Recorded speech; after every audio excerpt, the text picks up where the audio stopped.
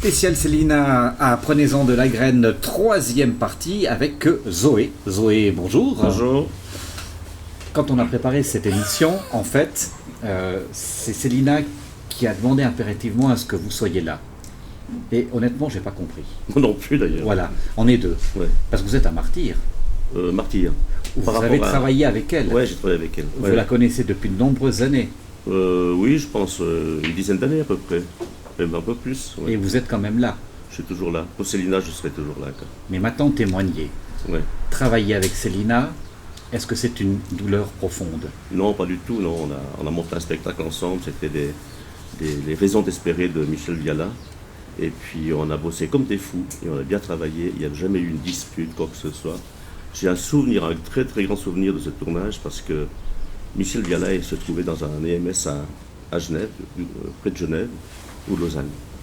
Près de Genève. Près de Genève. À Grand-sur-Céligny. Oui. Ouais. Et puis on est descendu le trouver dans cet EMS.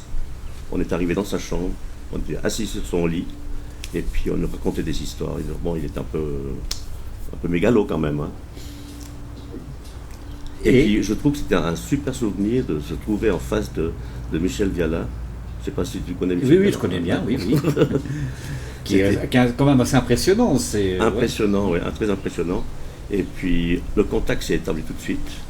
Extraordinaire, il n'y a pas eu d'histoire. On a demandé si on peut jouer sa pièce, faites ce que vous voulez. Vraiment là, c'est un grand moment d'émotion, enfin pour moi. Et qu'est-ce qui vous parlait, les deux, Michel Viala? C'était une évidence ou bien c'était un univers qui vous percutait aussi, Célina? C'était incroyable, comme dit Zoé, oui, bien sûr, parce qu'il dégage quelque chose d'exceptionnel. Michel Viala, de par sa voix, de par son physique, il a des yeux d'un bleu profond comme ça, une gueule, comme on dit, hein, moi j'étais totalement acquise à la cause. Et c'est vrai, tu disais, il est un peu mégalo, mais moi je dirais il était surtout un grand poète. Un grand poète parce que c'est vrai qu'il avait cette faculté de mélanger la réalité avec des histoires finalement qu'il imaginait. Je ne sais pas jusqu'à quel point on peut dire qu'il était mégalo ou jusqu'à quel point... Non, maintenant, sur la fin, de raconter beaucoup d'histoires et qui n'étaient pas toutes vraies, quoi. C'est l'histoire de la guerre, des choses...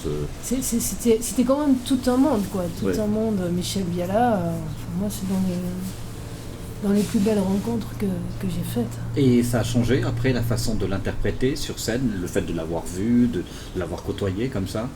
Non, parce qu'on a été le voir, on avait déjà pas mal de jours de répétition, donc on n'a pas tellement changé notre façon de jouer, quoi. Mais c'est clair que quand on l'a vu, et qu'on a rejoué après, il y avait toujours cette image d'EMS assis sur son lit, enfin voilà, quoi. Et ça crée encore une plus grande vérité. Enfin, moi je connais Viala depuis, j'ai déjà joué L'Objet de lui, j'ai joué des Raisons d'espérer. C'est toujours des pièces qui sont vachement bien écrites, quoi. C'est une simplicité. Quand on lit le texte, c'est facile. On dit c'est facile à le jouer. Mais c'est tellement simple que ça devient difficile à jouer. Il faut du travail, d'accord? Ouais, c'est beaucoup de travail. Célina est quelqu'un de très consciencieux, ça vous l'avez remarqué déjà rien que pour son travail au niveau de la scène. Et elle me dit, voilà, on fait venir Zoé, avec lui, il faut aborder le côté de populaire. Comment on peut faire de l'humour ou n'importe quoi de façon populaire, mais de façon respectueuse. Et ça, depuis le début qu'on vous connaît, depuis une trentaine d'années que vous êtes soit devant des caméras, soit sur scène, il y a ce côté-là chez vous, populaire, mais respectueux des gens en face. Respectueux vis-à-vis déjà des comédiens qui jouent avec moi, quoi, disons, je suis de principe de savoir le texte par cœur, pas d'improvisation, donc je respecte le comédien ou la comédienne qui est en face de moi, et surtout je respecte aussi le public. Pas d'improvisation, ça m'étonne. Vous êtes pas capable de ne pas déraper, de rester toujours bien cadré. Ouais. D'accord. Pas d'improvisation. Je fais l'improvisation quand je suis seul.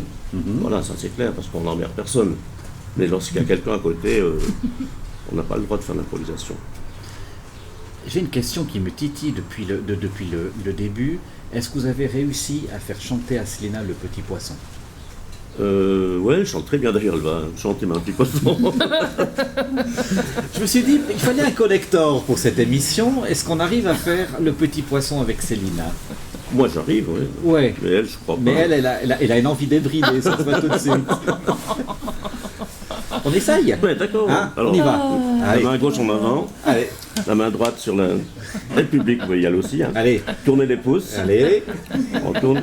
Petit poisson qui tête encore sa mère. Elle chante pas, elle Petit triche. poisson qui Qui couche tête encore tout nu, tout nu, tout nu. Petit poisson deviendra poitrinaire. Si petit poisson continue, bah ou. Rien du tout, hein.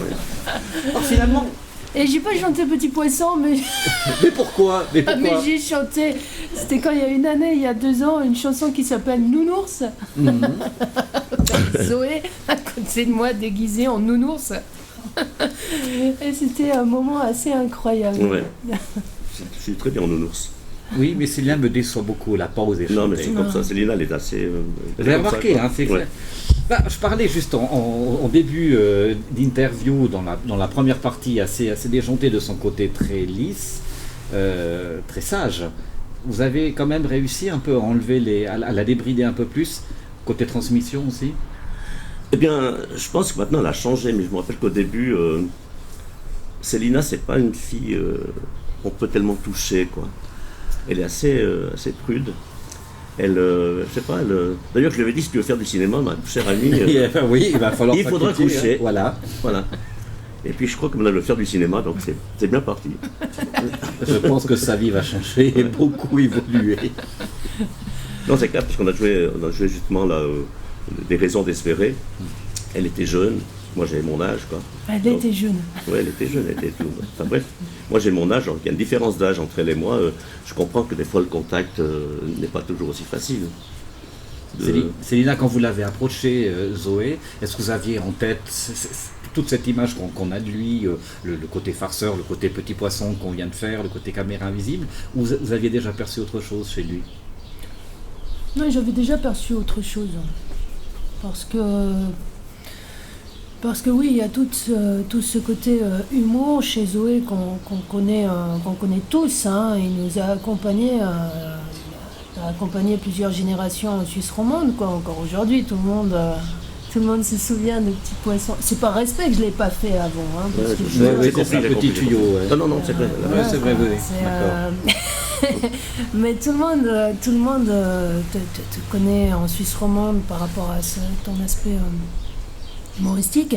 Mais effectivement, il y a un côté, il y a un autre côté de Zoé. Il l'a joué d'ailleurs plusieurs fois au théâtre, qui est incroyable, quoi. C'est quelqu'un d'extrêmement.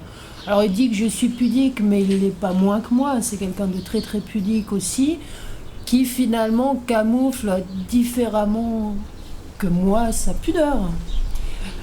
C'est bien tourné, soyons ça. clairs. Ouais. Donc voilà, moi je me déguise pas en nounours ou voilà, pas encore. Qui? Toi? Moi pas encore. J'ai une autre façon en fait que toi de cacher un peu tout ça. Non, Zoé est quelqu'un de très agréable. Parce que justement, il a cette profondeur. Mais je crois qu'on n'aime pas les gens comme il les aime si on n'a pas cette profondeur.